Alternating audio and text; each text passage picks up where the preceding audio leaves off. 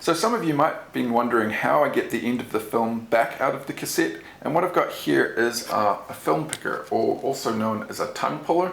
And what we do is this goes inside of the cassette and pulls the tongue or the end of the film back out for us.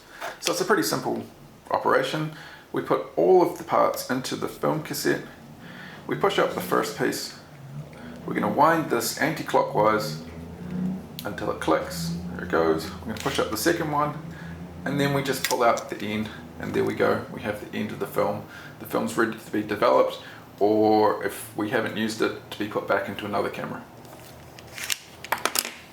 So hopefully that's helped you understand what a film picker is and what it does. If you want more content, like and subscribe, and we'll see you next video.